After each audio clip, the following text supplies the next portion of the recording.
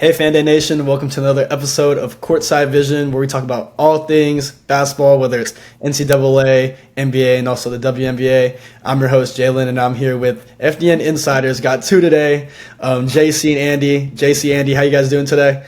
Good, good. How you guys doing? Good, how are you? Doing good, doing good. A great week of NBA basketball for a few fans. For me, not the best week as a Lakers fan. But NBA playoffs round one is slowly coming to the end. I know a couple teams have gone on to round two, especially those first seeds who've been killing it. But today we're going to talk about two kind of first round matchups that I felt were really good and kind of on the west and the east side. A bit about more NBA awards that kind of happened this past week and kind of our NBA prospect lookout for NBA Draft 2025. So first topic that we're kind of going to go over right now is unfortunately the Lakers. So the Lakers lost to the Minnesota Timberwolves in 5 games. Oh, sorry, Shannon. No Lakers in 5 for that one. I know. Lakers had 5 playoff games. That's what they had. Yeah, 5 playoff games. That's what happened. So on this past Wednesday, Minnesota beat Lakers at LA 103-96. Big shout out to Rudy Gobert. Great game for him. 27 points, 24 rebounds, and it just looked like the Lakers couldn't really stop Minnesota, especially Rudy Gobert when it came to the boards and kind of just a second chance point. So we'll start off with you, Andy. That whole Lakers series, Lakers losing in 5 games. How did you feel about just the game 5 and kind of the overall series for Minnesota and Los Angeles? Yeah, I think that what we saw in game 5, and Minnesota winning, I think is kind of what we saw in the rest of Minnesota's wins in the series. I think that the Lakers starting 5 is amazing, but their bench just did not show up in any of Minnesota's. Yeah, I see your face. Their bench just didn't show up. I think they had 4 combined points in the last game. That's not going to win you games. And I think the Timberwolves had like 22 combined points on their bench. So yeah, it's unfortunate. I've seen it firsthand. I'm a Terps fan, and our bench did not show up at all last year. So I know that there's just some of those games that can be decided by whether or not you're deep enough to win games. In that last game, I think Minnesota had like Randall, Gobert, and Edwards who had great games. Mm-hmm. Meanwhile, the Lakers had like 4 guys who had great games, but their bench just did not show up, and it was unfortunate to see. I know a lot of people had Luka and LeBron and taken them all the way, but their bench just, 2 guys can't carry the whole team, you know what I mean? So yeah, so it's unfortunate, but yeah, just to kind of bring the stats up for as far as the bench players for the Lakers, 7-man rotation, of course you had the starting 5, the three that came off the bench, Gabe Vincent, Jared Vanderbilt, and surprisingly Maxi Kleber. And out of the 4 points, Jared Vanderbilt brought 2 for the bench, and Maxi Kleber had 2. So not a lot of bench production. I know Jackson Hayes didn't play, and they didn't really have much size. So tough one for the Lakers. Yeah, tough. Yep. We'll go to you now. Pretty much what Andy said. They just the bench, but also they just lack size in their front court, and all series they just could not get rebounds. They were really just bad with rebounds. I think they got out rebound this game 54-37. So it was a lot of second chance points. It was a lot of offensive rebounds for the Timberwolves, which helped Gobert get his 27. Like they just really outdid them on the boards, and they couldn't really just compete on the boards. Bron didn't have enough to give on offense and defense. I think he had a pretty good defensive series, but I think because he was doing so much defensively, and you can see like after game 2, he kind of picked it up more because he was like, "Oh, I think we need to play better defense." So it just kind of gave way to his offensive game. Luka wasn't healthy for whatever reasons. It was like every other game there was something going on with Luka, so like he wasn't completely healthy, and it was just something that we knew going into the series and really after the trade that they just lacked size. They lacked that type of depth. They just didn't have the bench depth. They didn't have the size on the court. They had a small lineup. And, Jackson Hayes got played off the court early into the series. So that's why we got Maxi Kleber. We got minutes from him, which I think that was the first time I seen him in in a Lakers jersey since he got over there and took the picture. So like, JJ was just throwing stuff at the wall hoping to stick.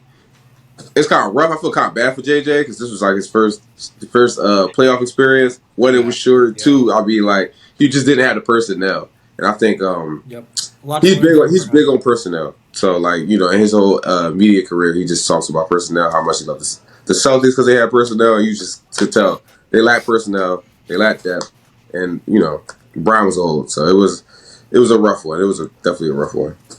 Yeah, I mean, I've said it the past Courtside Vision episodes all along. Like, this has been a tough watch, unfortunately, especially as being an LA native and a Laker fan. I think we got great production from Rui this series, especially those last two games. I think he had 23 this past game, and I want to say 20 the game before for Game 5. Yeah. But like you guys said it best, like LeBron and Luka can't be the only ones kind of doing everything. I don't think Austin Reeves had a great series at all, because we know what Austin Reeves can do. We've seen it in the past of how great of a playoff player he could be, but this series has been tough. Maybe it's the defense of Minnesota, kind of the playoff basketball and the intensity and the physicality, and then at the end of the day, it's the size. Like, you have 7'2" Gobert getting 24 and 27, which kudos to him. I think the best game of his career, but definitely best game of his career for sure. Best game of his career. When they needed him for sure. But yeah, I mean, you have DFS and Rui at the 5, pretty much like 6'8", 6'9" at their peak, but you can't really do much against a 7'2" guy who's known to get boards and be a, you know, kind of a lob threat. So tough. Anthony Edwards only had 15, and that's how you could tell that this was their type of matchup where they could just kind of punish you with their bigs. And they didn't even need Anthony Edwards to go crazy in a lot of these games. I mean, he does what he does, and you know, he's an all-star. But he didn't even have to go crazy for this series because this really was a matchup problem with the size. Yeah, exactly. And I think Lakers not having the center, not having Jackson Hayes in the middle kind of protect the rim, like you see the stats, like the percentage of the shooting percentages for Minnesota. I don't think anyone really shot it really well.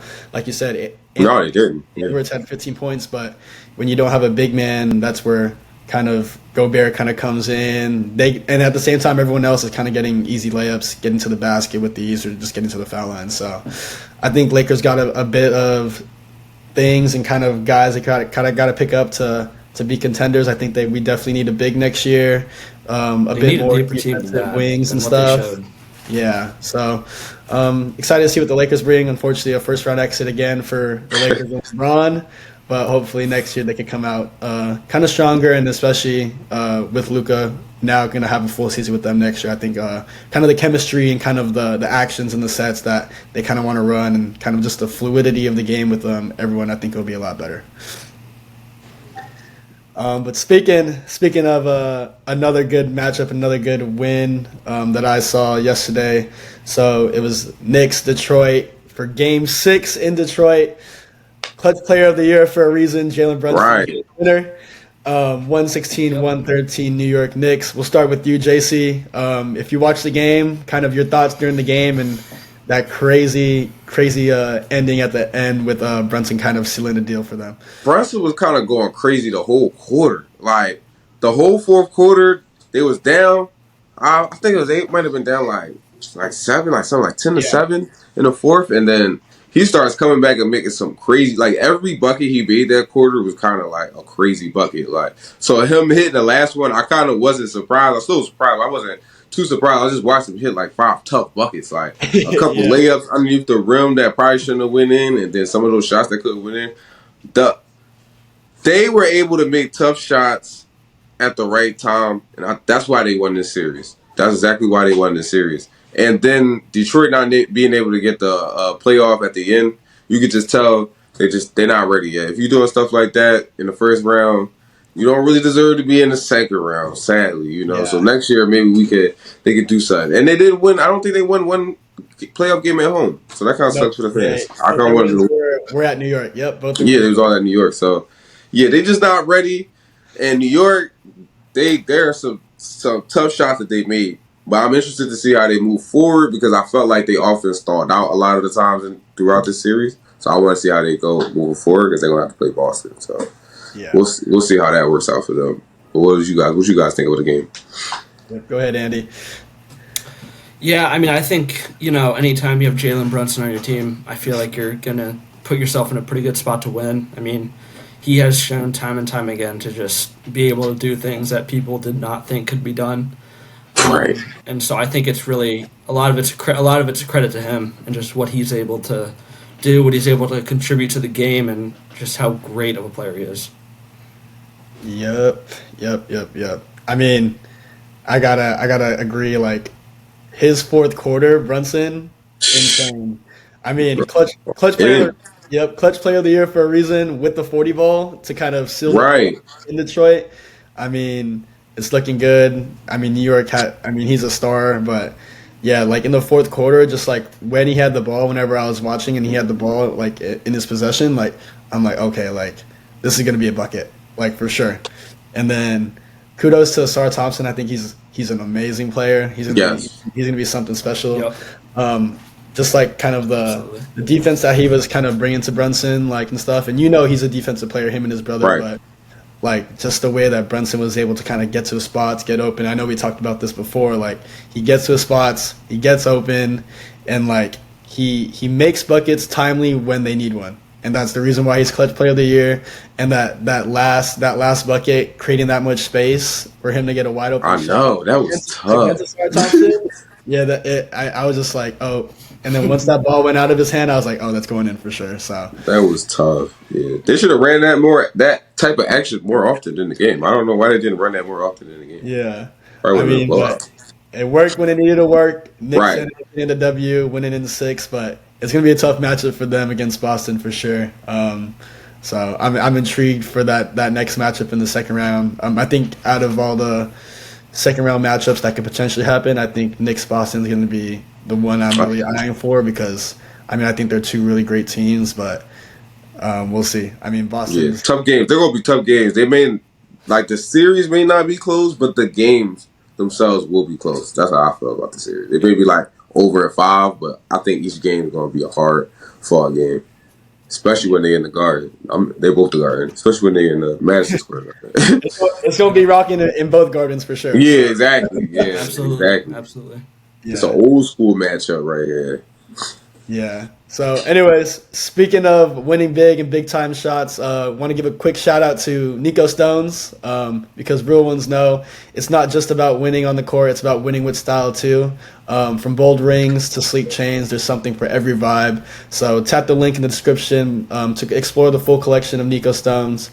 So, if you want to get blinged out, Andy, JC, make sure to check out Nico Stones. Fan Day Nation fans.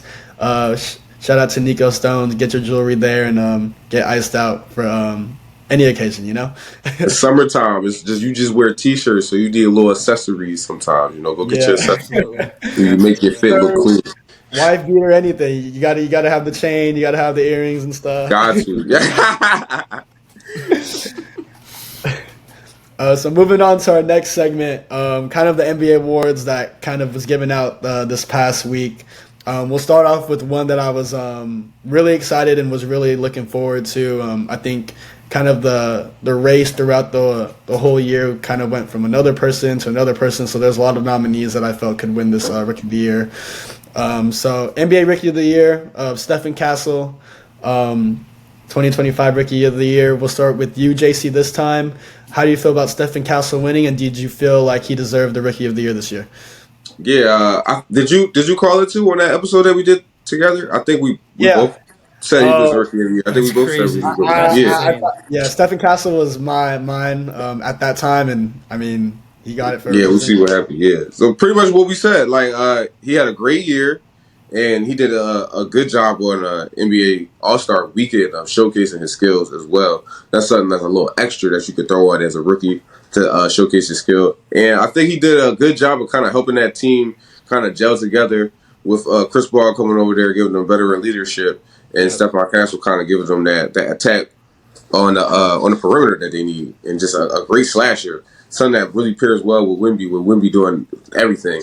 You know what I mean? You got to watch out for Wemby. A great slasher, a great cutter, that's something that you're going to need. So I'm really interested to see how he progresses forward in that guard spot over there for them in San Antonio. But shout out to him. He deserved Rookie of the Year. Yep. They got it right this time.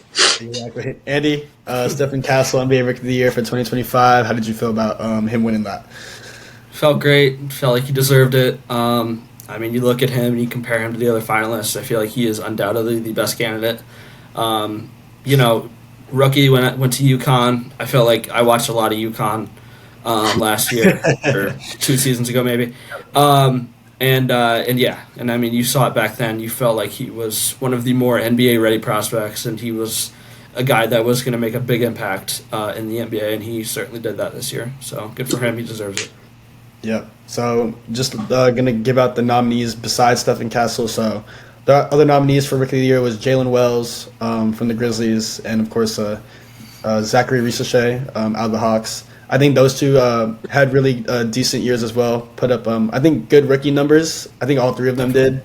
I'm going to give a quick shout out to Jared McCain. I was going to bring you up. You didn't bring him. I was going to bring him up. I felt like start of the season he looked like a clear-cut winner just based on his play, like within that quick kind of stint that he had before he got injured. I felt like if he played that way, he would have been Rookie of the Year, but unfortunately injuries kind of happened. And the curse of Philadelphia. Yeah, I gotta agree. Stephon Castle. I mean, I think he's been an amazing fit for kind of the Spurs. I know with De'Aaron Fox there now and Wemby, and then kind of Stephon Castle. I feel like give him a couple more years, and he could be like an all-star, just like a really great role player. Yeah. But yeah, just based on kind of like the play and just like how NBA ready he is and stuff, and kind of the numbers he put up, I mean, I think he deserves it as well. So, shout out Stephon Castle, NBA Rookie of the Year for 2025. And yeah, I mean, compared to the other rookies, you just had to give it to him, you know. Right. Yeah.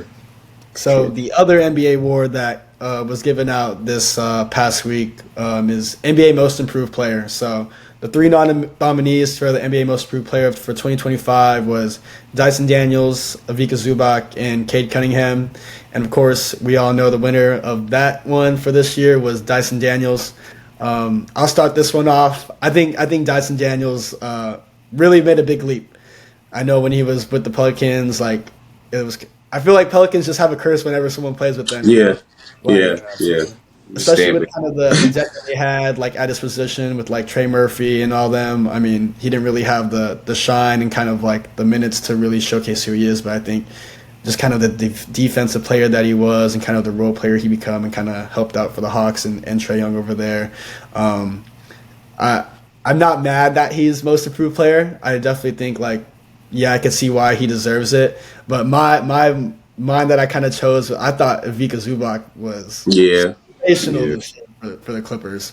I mean, just the big man that he's become and kind of, I feel like he's definitely like a top 10 big man in the NBA now, but just kind of like the overall growth that he's had from last year to this year, kind of putting up 20-point games, like, you know, averaging 10 rebounds and stuff, and just becoming like a good rim protector and, you know, just really helping that that front court over there for the Clippers. So that was my pick for NBA Most Improved Player this year, but got to give it to Dyson Daniels. I mean, defense was looking good, and just like his leap from last year to this year, he definitely improved a lot. Andy, we'll go with you next. How do you feel about Dyson Daniels winning Most Improved Player? Yeah, I like it. I feel like, going from the Pelicans to the Hawks helped them a lot. Like you said, I mean, there was just so much other, depth or competition there for him to have to deal with. And now he's with the Hawks, who, have a great core of, Trae Young, Dyson Daniels, and Reece Shea. So I feel like he deserves it 100%. It's great for him, great for the Hawks. And I think that they, along with him, will be a team that will improve a lot as they just kind of keep going. So. Yep. Yeah, I would agree. I do like him getting the award. Only because I felt like he really could have snatched that Defensive Player of the Year award as well. The way everybody was talking about it. And it's kind of like, you can't really get that. You're guard. They don't usually get us the guards. You got to have a crazy season for them to give it to guards. So it's kind of like, all right, we'll give you this one, And I feel like that's kind of what the Most Improved Player award kind of is. It's like, who's the closest in some of these awards that really should get an award, but we can't. Let's give him this award right here. Shout out to Zubac. I feel like Zubac definitely improved a lot this year.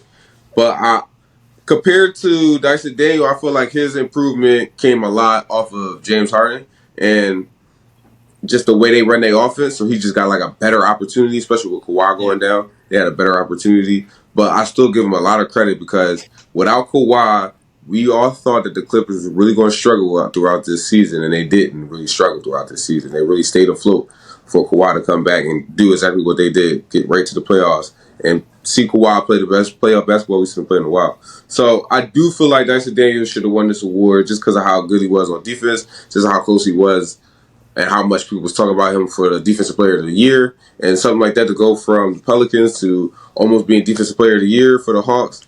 You know, I think that's a big jump. I do. I think that's a big jump. Also, shout out Cade Cunningham because from winning, 12 games last year or something like that? Yeah. Like 14 games last year to be a 6 seed. That's awesome. But I don't think he really improved. I think he always been Cade Cunningham. Like, he's always been him. I think the team improved around him. He's like, yeah, I could do something with this. We could do something with this type of team. So. I definitely think, like, I'm right with you with that Cade. Like, I think Cade's been like that. Like, you already knew he was going to be like that, and I think he played like that last year. But I think just him being the leader for that team and then just seeing the success of that team this season kind of is what led him to kind of the top 3 nominees. I want to give a quick shout out to, I think, also two people that I think had really good seasons and kind of improved a lot. Norman Powell. I think Norman Powell, this year for the Clippers have been great. I know he couldn't get or be a nominee or win the most improved because he missed some time with injury and stuff, but I mean, he all-star stub in my opinion, but I believe he improved. And also, no Laker bias, but I think Austin Reeves' improvement. He got top 5 though. He was in the top 5. Yeah, he was top 5. So I gotta give him a shout out too for kind of just holding it down, and especially with like the new scenery with Luka losing AD. Yeah. In that stretch, like just really helping the Lakers kind of go up to the 3rd seed. I got to give AR some credit for the improvement he had this year. Ty Jerome, bro, he's done great this year. Ty Jerome. That's enough of like honorable mention. That's what they call it. Yeah, that's another honorable mention right there. I thought he did really good because I didn't know too much about him. Like I knew about him. You know, you play 2K or something like that. You go see the roster. You know about him. But then, like, the way he made his name known on Cleveland and the way they utilized him on Cleveland, bro, like, shout out to him. He's really doing this thing. He's definitely really doing this thing. Yeah. And I think he's been there since 2023. So, like, this year, he's really made his stamp, like, and he really helped them be the top seed in the East. So, shout out to him. Shout out to Ty Jerome. I'm talking about long season. And he's cooking in the playoffs, too. He just waited. They waiting for the Celtics, man. I can feel it. They waiting for the Celtics. Yeah, I hope that's the matchup for the Eastern Conference Finals. So that'd be a good one for sure. For sure. All right, so last topic for the day to kind of end this episode of Courtside Vision. So May 12th is when the NBA Draft Lottery will be held. So we'll figure out who the top draft picks are, or the top draft the teams that will be picking. But we'll start with you, Andy. For the NBA draft for 2025, who are your top 3 NBA prospects for this year?